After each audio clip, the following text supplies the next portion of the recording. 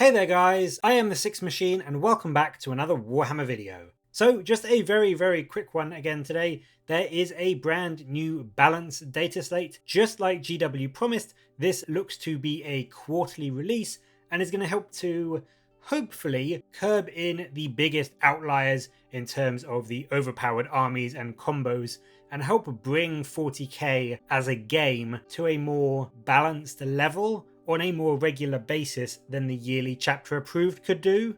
And this one, as they said in the article about it, is due to coming off the back of the recent chapter approved, very much a tiny small update, pretty much just aimed at what is, at present anyway, still the only really S tier powered army list in the game at the moment, in my opinion. So yes, sorry to say, if you are a Drukhari Thicc City player, there are some more nerfs coming for you. And as you can see, the balance data slate is still the same kind of style and format as the first one they did. It still has the old rules that changed in that last one for armies like the Orcs and the Astra Militarum, but the Drukhari section has now been updated with their new additions, which are two individual changes to the Coven lists in particular. And first up, now both of the big scary monsters of the Talos and the Kronos have lost access to the core keyword, which straight off the bat really does help to nerf their usefulness, not to completely being useless, but it just nerfs their ability to gain benefits from the many layers of buffs and combos and stratagems which Drukhari players could lay upon them before and really use to boost their damage output or just their general capabilities on the battlefield. So that alone is a really good change. I think it definitely reins in a lot of their oppressiveness, which comes with the idea of armies having stratagems and abilities that can, in sometimes unexpected ways, layer upon each other to make even more powerful combos than I think GW intended. The arguably bigger change, however, comes to specifically the Artists of the Flesh Obsession, which was seeing some real play through a lot of the meta at the moment, and essentially gave you -1 damage to all of your Coven units, which is a huge buff, especially with all of the damage to weaponry flying around at the moment. This rule has now, much like the Orc Ramshackle rule, been changed to only affect weaponry which is under Strength 8.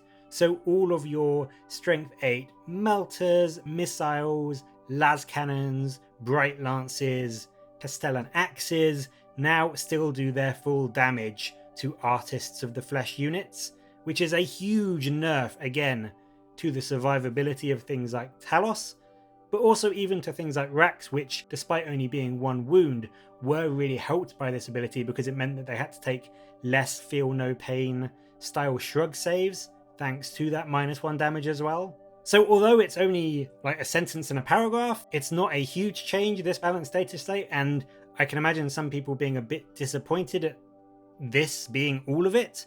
But whilst it is a small change, it is a huge change as well in terms of the overall game meta. It does mean that for now at least, I think the one very overbearing army list that was still in the game, which is the Drukhari Thicc City, has now been reined in appropriately.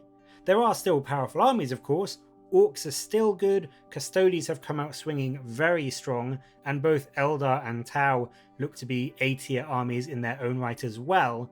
But for me, the Drukhari Thicc City was the last, oh my god, I'm up against that kind of meta list that you could find yourself up against and you'd have to really worry about and plan around. And so these two particular changes are very welcome. They will still let Drukhari be very good. You know, Drukhari lists, whether you build cults or covens or what's the other one? Cults, covens, and the other one. We're just going to go with the other one. Witches or the cult people or just the regular Cabalites. That's the one I was looking for. They're still really good. They have a great mixture of damage output and mobility to win games in 9th edition. It just means that now what was arguably one of the most durable lists in the game at the moment has now been brought down to a much more reasonable level. So, I mean, yes, just a very short, very sweet balanced data slate released today. There were some FAQs as well to go along with it, but we will go through those in another video. My main question to you with regards to this is, do you think this has reined in Drukhari as an army overall enough now? I'm inclined to say yes. They have been admittedly a bit too strong for quite a long time now, but this change, along with the ones that came in the last balanced dataslate, have brought them to very much a still very solid A tier army, but definitely not overpowered anymore, which is very, very good in my opinion. And then B, my other question is, do you think that this strength 8 limit on rules like this and Ramshackle will now get spread out a bit more?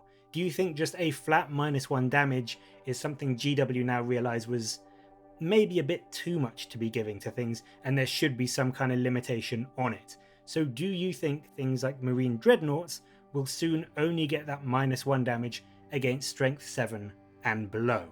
Or was this change purely for Drukhari Coven lists? Let me know in the comments below. I'd be really interested to hear your thoughts on it. And as always, thank you very much for watching. Please do like and subscribe for more Warhammer content from me. But until next time, I'll catch you later, guys.